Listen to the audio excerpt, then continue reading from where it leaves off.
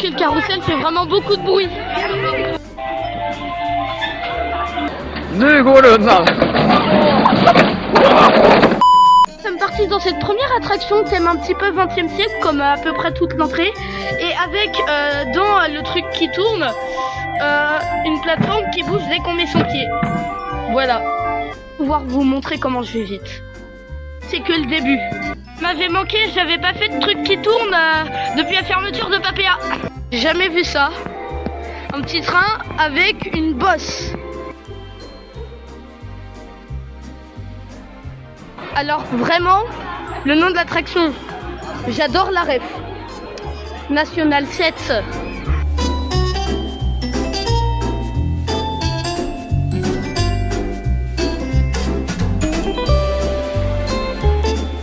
Un petit circuit de cartes pour les enfants, c'est ma foi bien sympa. Bon bah nous voilà passé l'entrée, nous avons passé beaucoup d'attractions là-bas pour problème de vessie. Oh, ça me rappelle la vidéo sur le Futuroscope, un petit passage, ça ne ferait pas de mal. Au lieu d'attendre 10 minutes à cause de problèmes de vessie, nous avons attendu 30 minutes. En tout cas, la file d'attente est incroyable et je la valide. Et du coup, bah, nous sommes arrivés dans le parc qui cette année accueille une nouveauté que nous voyons pas encore. Il y a surtout une nouvelle boutique que j'ai filmée rapidement. Puis bah, là, on va commencer à entamer les attractions.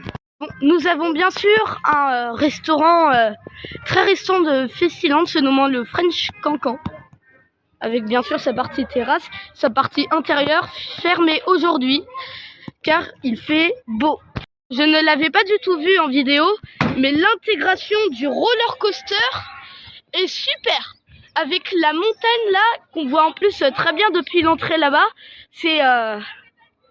j'adore. Nous avons bien sûr le splash qui doit avoir bien sûr plein de sensations.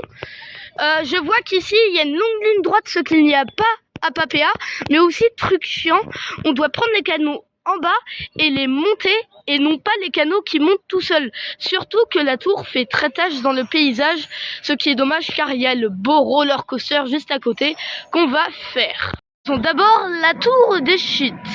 En tout cas, s'il y a un truc que j'ai remarqué dans le parc, c'est que au niveau décor, c'est super. Et surtout l'intégration musicale, il y a des musiques très bien choisies partout dans le parc.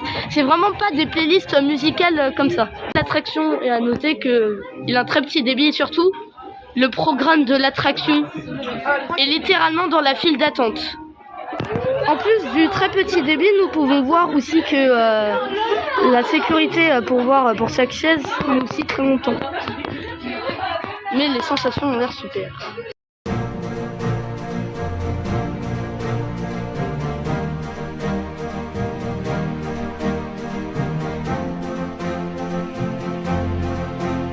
Ils vont dans cette mini-zone avec un roller coaster qui est super, comme je le disais tout à l'heure, très bonne intégration, et cette attraction qui a l'air d'une masterclass.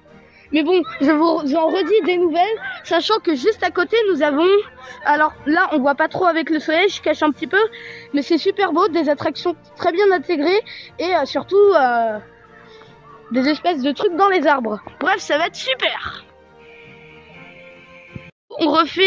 Du coup, pour l'instant, on va faire le roller coaster. Et ce que je retiens de cette journée, pour l'instant, malgré que j'ai fait que 2 attractions, c'est que les opérations sont très lentes, mais que les opérateurs sont super souriants. Et ceci est un très bon point.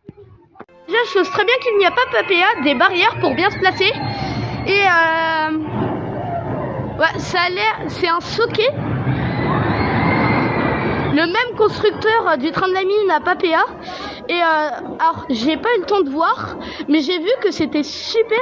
Quand on était dans la file d'attente, on a entendu un gros bruit, comme si ça lançait direct comme une propulsion avant d'aller dans la montée. Du coup, bah, à voir.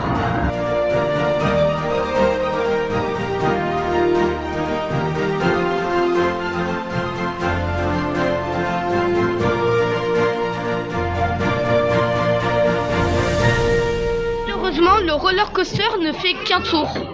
Ce qui est malheureusement un mauvais point cette fois-ci. Truc que je comprends vraiment pas par contre, c'est mon téléphone qui à des moments aléatoires sont flous, comme par exemple j'ai essayé de filmer l'attraction. Bon, j'ai pu filmer que le début avec le lancement, c'était bien. Je vous mets l'image. Comme sur... Wow, à peu près comme à Papéa, il est beau, magnifique, mais pas de sensation. Bon bah voilà, c'est parti, une petite off-ride.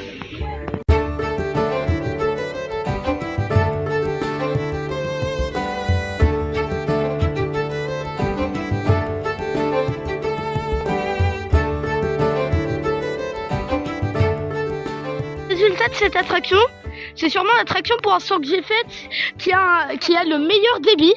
Pareil, opérateur souriant, même super drôle. Et j'ai rien à dire, c'est super. Il y a quelques sensations mais sans plus. Bref, je dis ça mais je ressens quasiment plus de sensations tellement je fais d'attractions. Mais c'est une masterclass, on peut rien dire. Mais pour les personnes qui vomissent facilement quand ça tourne, c'est un peu vomitron. Mais pour moi, c'est vraiment super. Vraiment incontournable à Festiland. Bienvenue dans le monde des mythes nordiques. Quand vous passerez cette arche, vous entrerez dans l'univers des borks, on va dire ça. Ertri, bon, j'ai pas compris, bref. Ce qui est bien, c'est que les petits parcs arrivent quand même à avoir de super histoires. En gros, la storyline de l'attraction, de ce que j'ai compris, c'est que cette attraction fait partie d'un mythe nordique. Et en fait, ceci est une forge. Et c'est super que même les petits parcs avec de très petits moyens arrivent d'avoir de super storylines. C'est vraiment magnifique. Nous avons un espèce de petit train comme ça, avec un bateau qui va sûrement bientôt démarrer, que je vais essayer de vous filmer comme ça. Le meilleur, c'est qu'il y a des petits trucs comme ça dans les arbres, des grenouilles là-bas. C'est sûrement le coin du parc le plus beau, enfin du moins de ce que j'ai vu pour l'instant.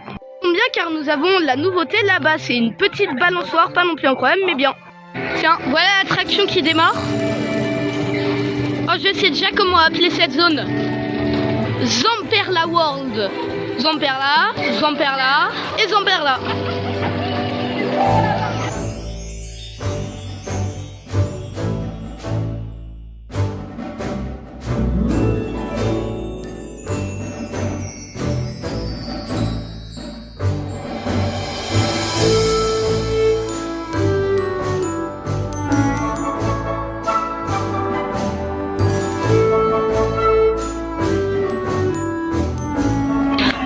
Le bateau.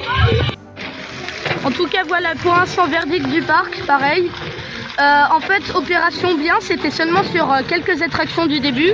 Opérateur toujours très souriant et très bonne intégration des attractions.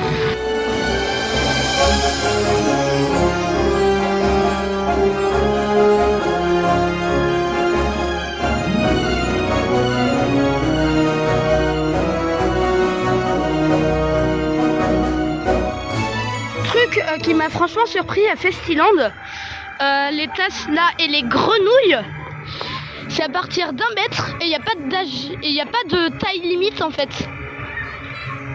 J'ai jamais vu ça nulle part. Mon père par exemple qui n'avait jamais fait de grenouilles, car à Papéa il y a des grenouilles mais c'est maximum 1m40, il a pu faire et en fait il a toujours voulu les faire. Et là il a pu les faire pour la première fois de sa vie, il m'a dit bah c'est trop bien. Il y a donc les tests de la nouveauté 2025 de Festiland qui vont commencer avant qu'on monte dedans. Du coup là nous voyons les tests. Cette attraction se situe donc dans la zone, comme je l'aime bien l'appeler, Zamperla World. Vu que toutes les attractions de cette zone sont du constructeur Zamperla. Et puis bah on va pouvoir monter. Bah la balançoire c'est bien mais sans plus, vraiment pour les enfants. Bref, nous allons faire la vallée des dinosaures.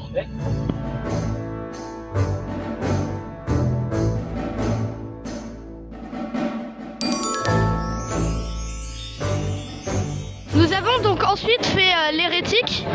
Bah c'est super, ça tombe plus vite, le cyclone à Papéa, ça te tire bien dans le siège, mais sinon c'est juste une balançoire, même si c'était super. Et puis là nous allons faire Cascade, une attraction aquatique, visiblement bondée. Avec donc, on commence par un ascenseur, ensuite c'est quelques virages, puis après voilà une petite partie balade avant de retourner en gare. Ça a l'air super, c'est sûrement l'attraction la plus bondée, et puis on se retrouve juste après.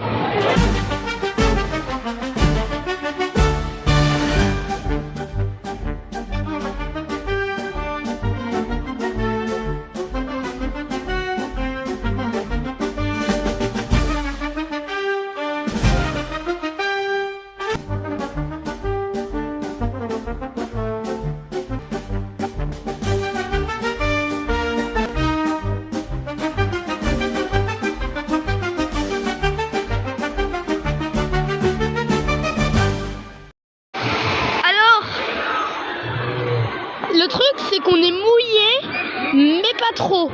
En tout cas ce qui est bien c'est que ça spinne bien surtout au début et que la question c'est qui va être mouillé au niveau du grand splash. Sinon c'est un raft familial à peu près normal. Puis là on va faire les chaises volantes, je pense qu'il n'y a rien à dire. Pareil, vent violent de Vic, un truc comme ça. Non ça c'est... Non ça c'est Aploxa, non je mélange tout. Bref l'attraction avec les trucs qui font en haut en bas là, qu'on voit un petit peu. Bref, et le roller coaster par contre faut vraiment qu'on en parle. On n'a pas encore testé, mais apparemment il y a quelques sensations ma foi incroyables. Là pour vous montrer à quel point c'est très bien thématisé, ceci, devinez c'est un bâtiment de quoi? Peut-être un restaurant, une boutique? Et c'est des toilettes, car bien sûr que l'extérieur, pas l'intérieur, mais même l'extérieur des plus bêtes bâtiments comme les toilettes sont thématisés et ça montre à quel point le parc est déterminé.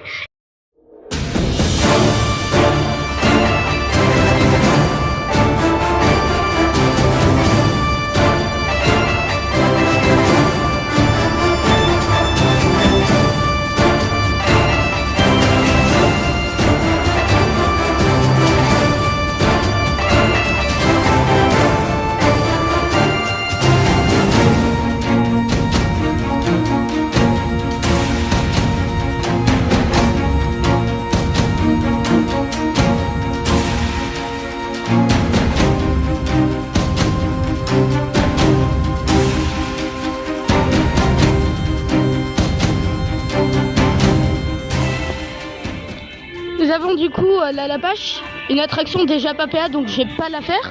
Mais du coup pour débrief, le roller coaster. Alors oui, entre temps on a fait chaise volante et il y a quand même des trucs à dire, c'est quand même pas mal. Voilà les bateaux qui font en haut, en bas comme ça, rien à dire. Et bon c'est pas ouf, bref. Et là je viens de faire le grand roller coaster, là, bélier au fond tout blanc. On voit à peine le rail là. Bref, je sais pas quoi dire. C'est vraiment une pure dinguerie dans le sens où en fait la first drop. Alors déjà la pré-drop avant le lift. Oui, plein de mots techniques. Déjà, il y a une petite sensation. T'arrives dans le tunnel, ensuite t'arrives dans le lift. En haut du lift, la first drop.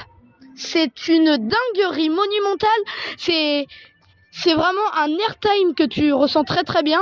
Puis voilà, après des bosses, des virages et puis... Bref, pour l'instant la meilleure attraction du parc. Ensuite à voir, du coup il nous reste le splash et le bateau pirate. Et puis après ce sera juste des attractions à refaire.